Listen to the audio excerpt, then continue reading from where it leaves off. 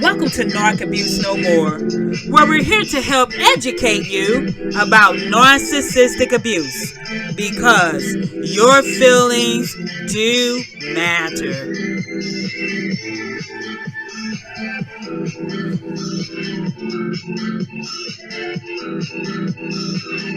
Hi, and welcome to another broadcast of Narc Abuse No More with your host, Doctor and Evangelist K.O. Rich. Thanks for tuning in today. Today is Wednesday, April the 13th of 2022. I pray that you've had a blessed, stress-free, narcissistic-free, abuse-free week so far, and that the remainder of this week will continue to be so as well. But if not, we're going to be talking about a few things today. Again, my name is Dr. K.O. Rich with Narc Abuse No More, where we're here to help you admit what you feel in order to heal from the effects of narcissistic abuse, because your feelings do matter. Yes, they do. But before we go on with today's broadcast, I would like to invite you to visit us on our website at www.narcabusenomore.org. Again, that website address is www.narcabusenomore.org, or you can type in narcissisticabusenomore.com. Again, that's narcissisticabusenomore.com, and on our website you'll find valuable information regarding narcissism, regarding relationships, and you can listen to these broadcasts. If you have missed any, guess what? You can go on our website and listen to us from there. Now, even though we're on every Monday, Wednesday, and Friday at 10 a.m. Eastern Standard Time, 9 a.m. Central, you can listen to us on any of the platforms that we are on. We're on so many different platforms: iHeartRadio, Spotify, Spreaker, Google Play, iTunes, Deezer, Castbox. We're on YouTube. I believe many of you don't know that we're on YouTube. We're uploading on YouTube, and we're on Rumble. And make sure you click the notifications. Now, sometimes YouTube doesn't put the notifications out, and I've been made aware of that. However, still hit that bell, hit that subscribe to us, and hit that bell so that when they do decide to put it out, you will know. And then if you're listening to us from any other platform, make sure you download their app, put us in your favorites, and then you can be sure to listen to us from there. And the great thing about it is that we're always in the archive. So if you're not able to tune in at the time we actually air, guess what? You can listen to us at the time of your choice. All right? So make sure you tune in and make sure to share. Hit that share button. Take a moment right now. Hit that share button so that other people can get the information that you're listening to. If you're on Facebook, LinkedIn, Twitter, whatever it is, make sure you hit the share button so that other people can listen to us too. Okay, don't hog it all by yourself. All right. So what are we talking about today? We're talking about overcoming the fear of self-confidence. Overcoming the fear of self-confidence, especially after abuse. Now, there are a lot of people that deal with issues when it comes to self-confidence.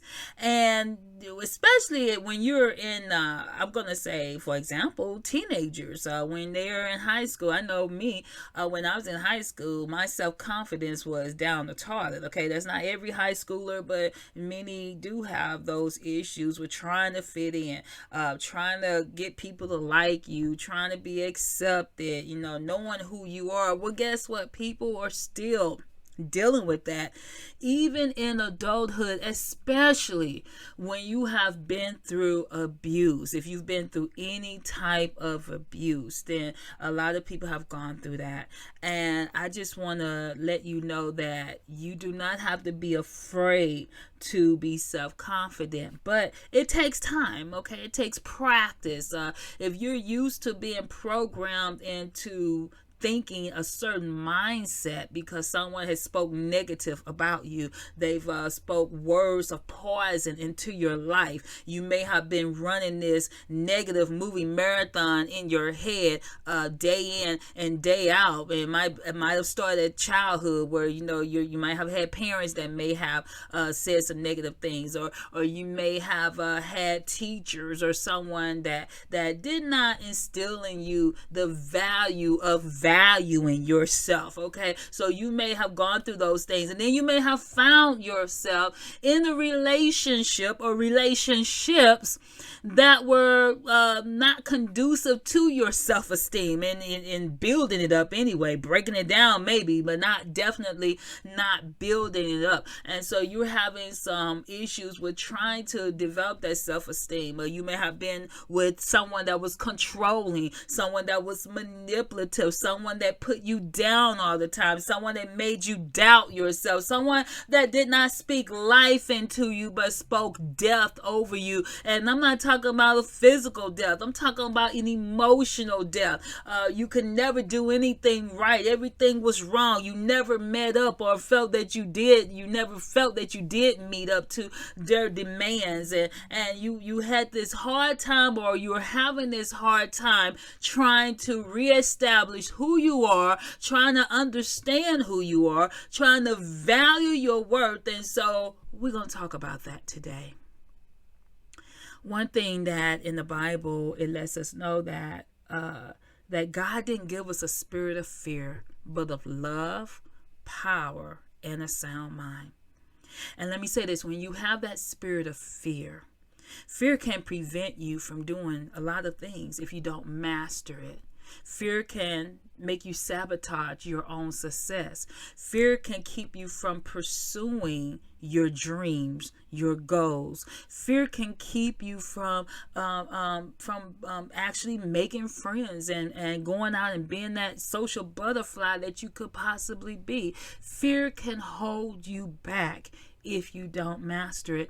And so when the Bible talks about love, God didn't give us a spirit of fear, but of love. If you don't love yourself, then you're having a hard time accepting who you are. You're going to be afraid of being able to branch out into knowing who you are. Love, power. You don't have power over your situation when you have no self-confidence. So you got to take back that power and a sound mind. I would say that if you're afraid, you're oftentimes you might not be in the best sound mind. And let me just say this, but you can master that fear. That fear could be a motivator, and then before long you will no longer be afraid. So we're going to talk about some tips and being able to believe in yourself. And I want you to take time today to deprogram everything that you may have been told by that narcissist, that abuser, that toxic individual, regardless of who they were or who they are.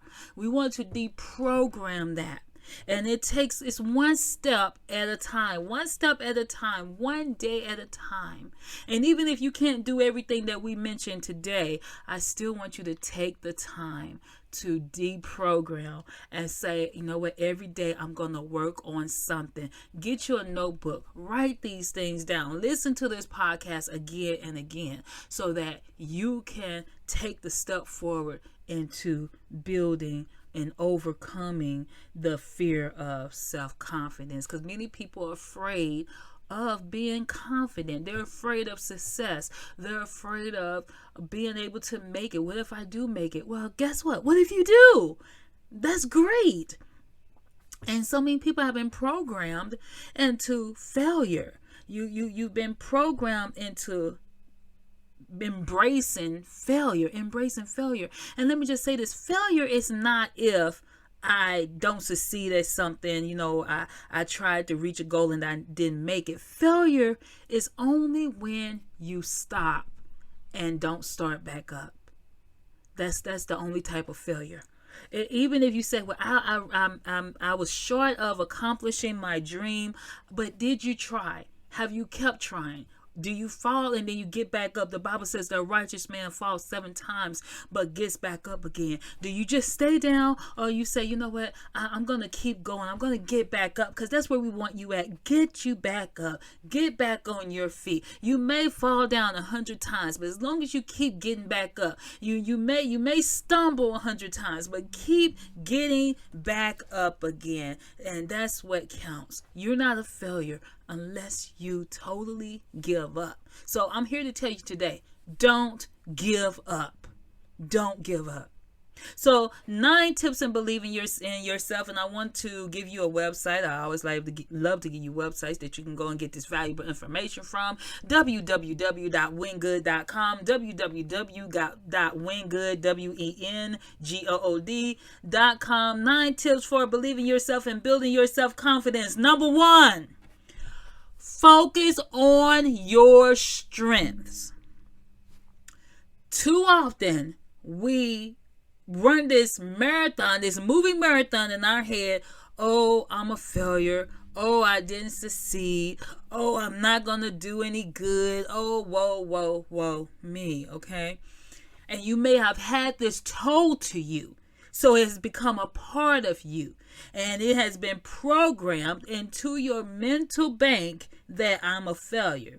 I would never succeed. I would never amount to anything. We want to take that out of your vault and have you focus on your strengths. Let me say this, and please hear me well. We all have weaknesses. We all have weaknesses. But, and that's a big but, we also have strengths. Everyone has a strength. You have to find what is your strength. And when you know what your strength is, let me use an example. I'm not good in math. I have a doctorate degree, but I am not good in math. That was not my strength. So guess what? I was not going to go be a neuroscientist because I'm not good in math. I hate math. All right? When I say I loathe it, I loathe math. Unless that's adding dollar bills and cents and stuff like that. Okay. So, but I'm not good at it. But my strength is, I'm going to say for us, liberal arts. Those who've been to college and universities, liberal arts. I'm for us, maybe history, writing, English, I'm a doctor of pastoral counseling. So those are my strengths. Evangelism, ministry. I love to cook. If you talk about hobbies, I love to cook. But if you ask me to assemble your bookcase, you're going to have an issue because it might not last the rest of the day once you start putting some books on there. I'm horrible with putting things together. But guess what? I don't focus on what I'm not good at. I focus on the things that I'm good at. And this is good to even instill in children. You might have a child that may not be academically the best, okay? But they are able to build things with their hands. Now, of course, you have to help them with their academics, but they may not be the A student. They might be a B student. Some might be a C student. If that's their best, then focus on their strengths. Help to uplift them in their strengths. Don't compare them with each other. Don't compare yourself to someone else. Everyone wasn't meant to be a brain surgeon. Everyone is not going to be a scientist. Everyone's not going to be an attorney. Everyone's not going to be a pastor. Focus on your strengths. And when you focus on your strengths, then you're less condemning of yourself.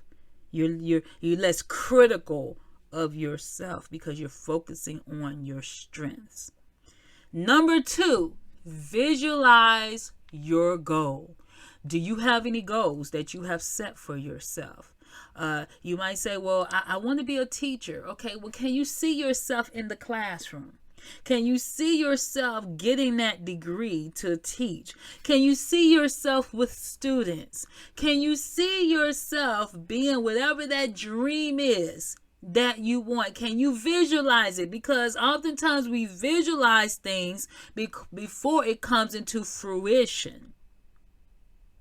I visualize myself doing ministry, not necessarily behind the pulpit, but just evangelizing, teaching people, enrolling people in Bible lessons. These are things that I do. And so I was able to visualize that because God gave me that vision for that that he placed on the inside of me. So I visualize things before it even comes to fruition. Visualize your goal and think positive about it. Don't think that, oh, well, it'll never come true. Well, it won't come true if you don't visualize it coming true.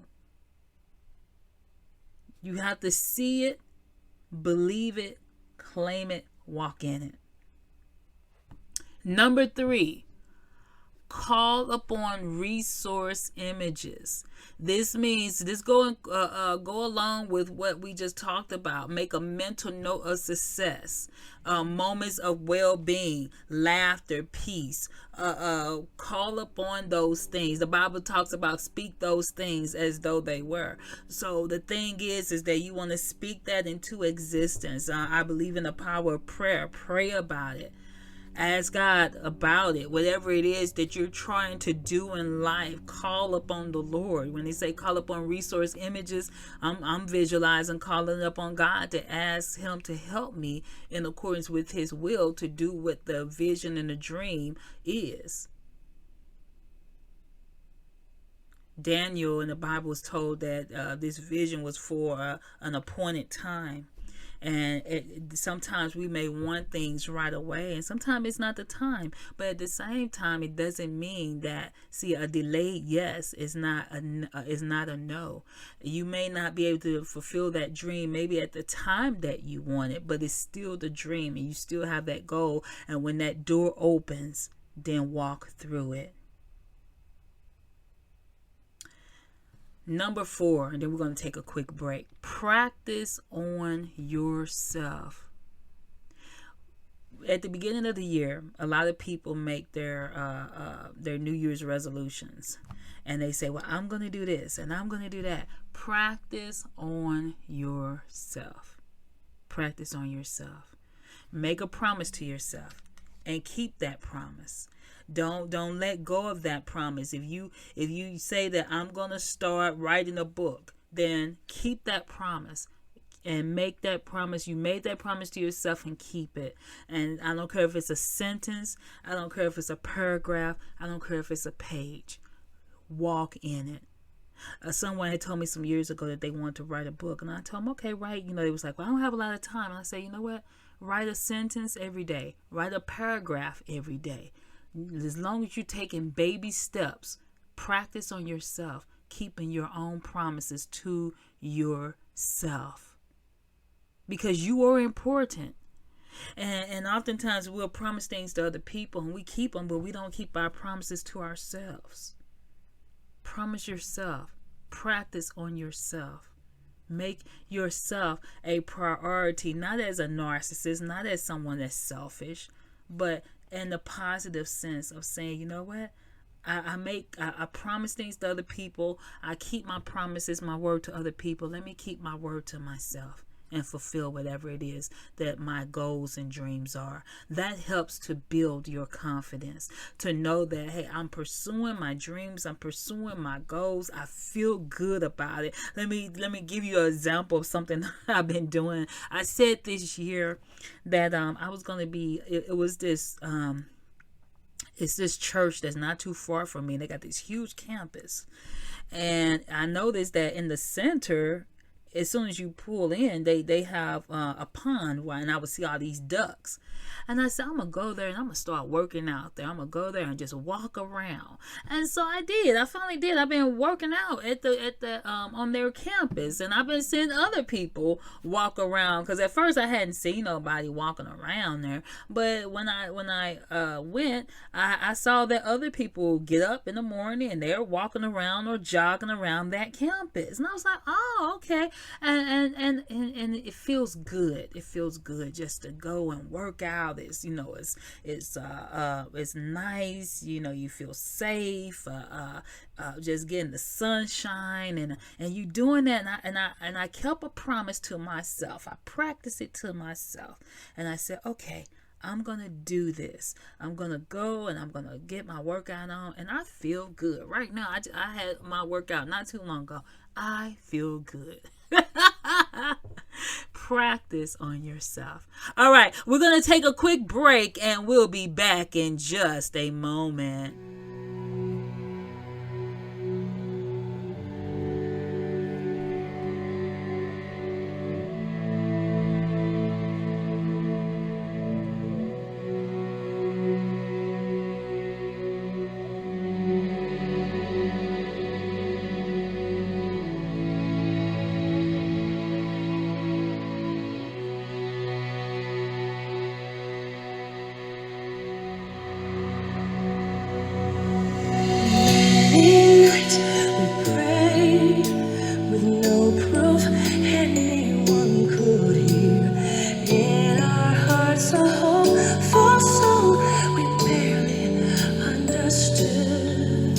Now we are not afraid, although we know there's much to fear. We were moving mountains long before we knew we could. Oh yes, there can be miracles when you believe. Though hope is frail, it's hard to kill.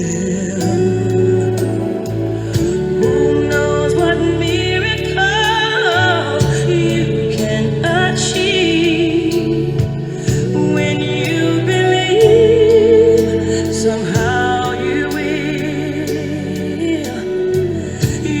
will when you believe.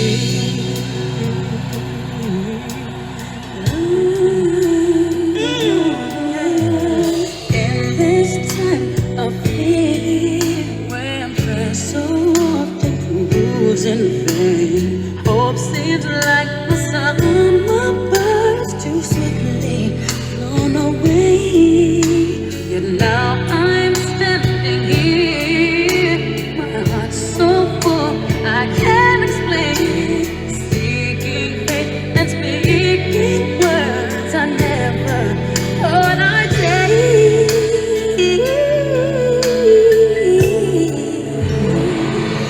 There can be miracles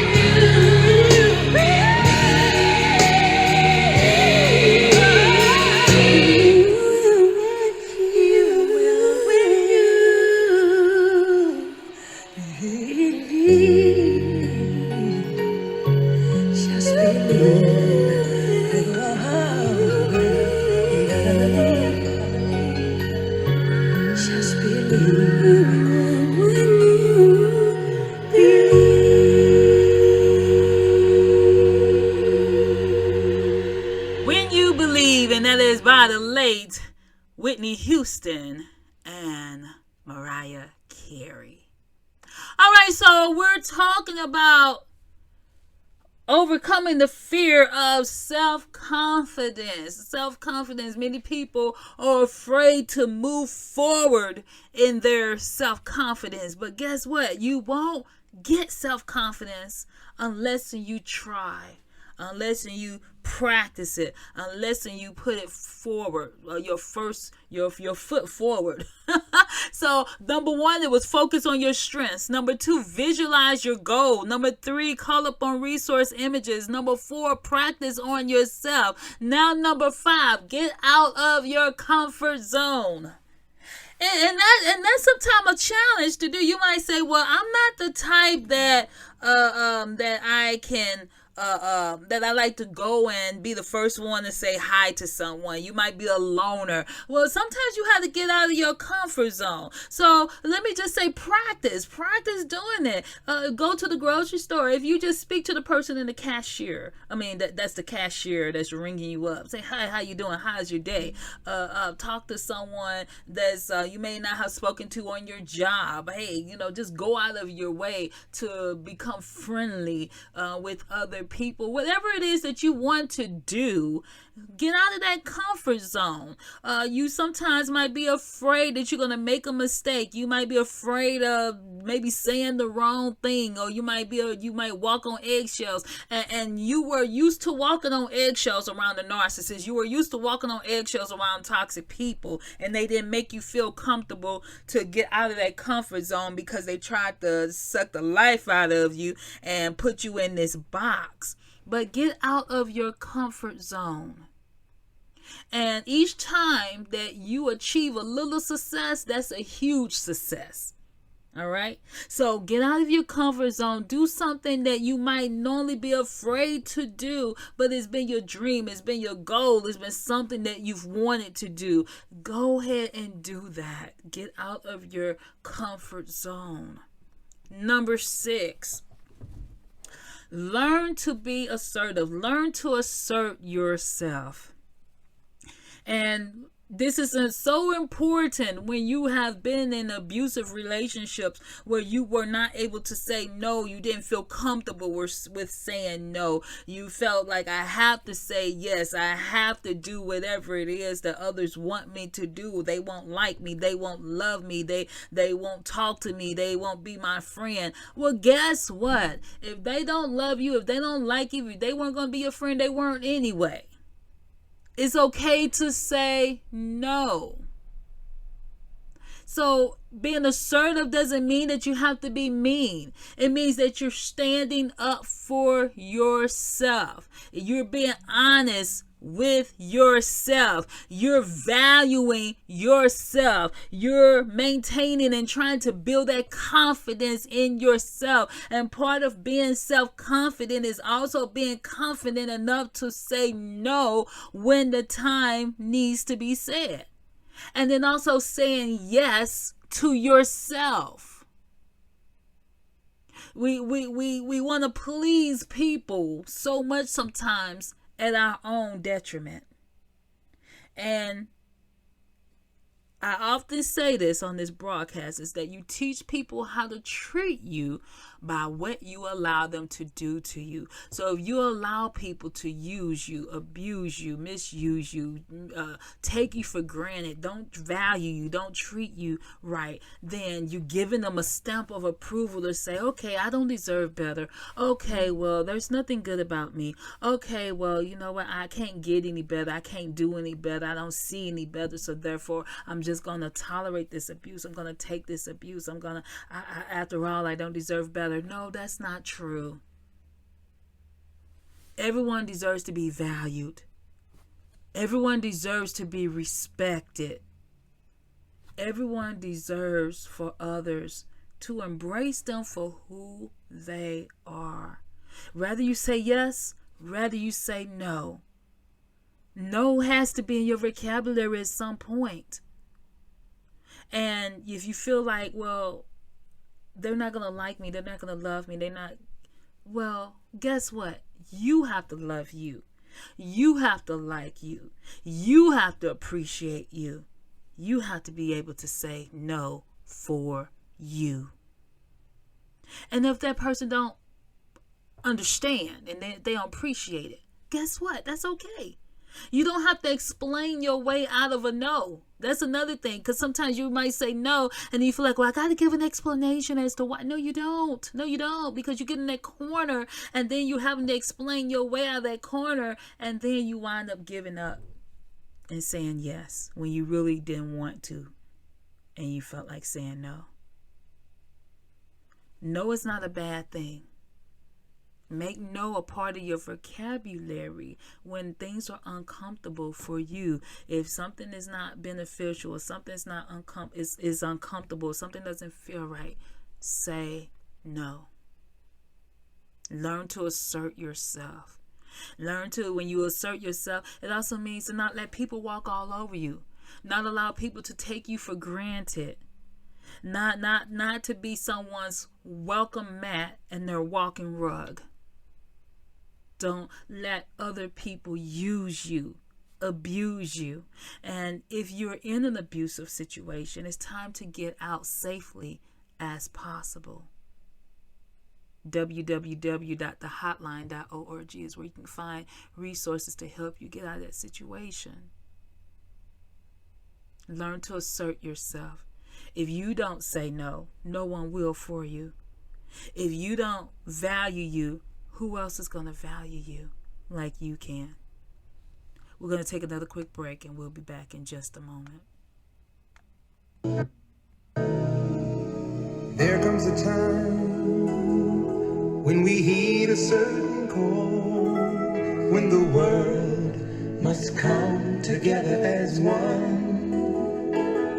There are people dying. Oh, and it's time to lend a hand to life, the greatest gift of all. We can't go on pretending day by day that someone somewhere will soon make a change. We are a part of God's great big family. And the truth, you know, love is all we need. We are the world. We are the children. We are the ones who make a brighter day. So let's start giving. There's a choice we're making. We're saving our own lives. It's true, we make a better day. Just you and me.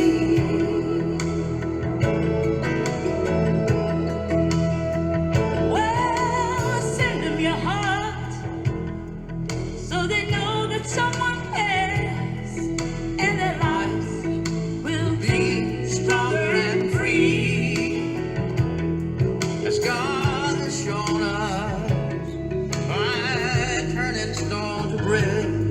And so we all must lend a helping hand. We are the world. We are the children. We are the ones to make a brighter day. So let's start giving. Oh, there's a choice we're making. We're saving our lives. Kids, do we make a better day? Just you and me. When you're down and out, and there seems no hope at all. But if you just believe, there's no way we can fall. Well, when I realize, oh, that a change can only come when we stand together as one.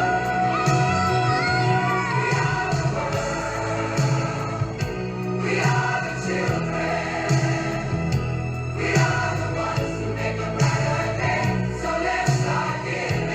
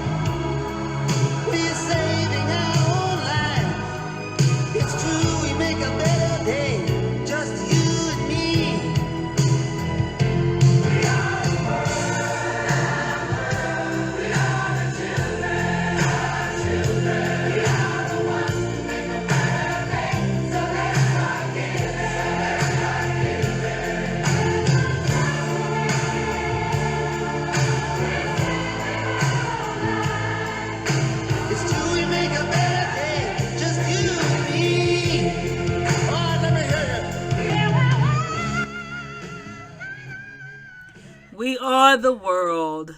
And yes, we are the world. We are the children. All right, so number 7. And this is so important. Become your own best friend. That's right. Become your own best friend. Give yourself all the kindness and tolerance in the world to encourage yourself to go out and win. If you don't like you, if you don't love you, how can you expect others to? If you don't even love yourself, if you don't value yourself, if you don't like yourself, when you go to the mirror, you don't like yourself. You're thinking to yourself, I'm ugly, I'm disgusting, nobody loves me, nobody wants me. Well, if you don't think well of yourself, how can others see the value in you when you do not even see it in yourself? So be kind to yourself. Encourage yourself. Support yourself. What advice would you give a friend that was having that same mindset that you're having? You would tell them, oh no, you're good, you're positive, you're energetic, you're whatever it is that you would say to someone else. You're kind, you're loving. Say that to yourself. Return the favor to yourself. Become your best friend. Whatever type of friend you want someone to be to you, or someone that may be that to you, be that first to yourself as well. Number 8. Surround yourself with positive people. When you're trying to overcome the fear of self-confidence, you do not need anyone that's depositing negativity into your life. No, have them to make that withdrawal, that negative withdrawal, keep it to themselves, because you're only taking positive deposits. That means you don't have time for people to speak negative into your life. You don't have time for people not to embrace where you're trying to go. You don't have time for people to try to keep you back, hold you back from being God's best. Surround yourself with positive people. Get away from the toxic individuals that are trying to hold you back. If you're around abusive people, negative people, toxic people, then you need you a new crew.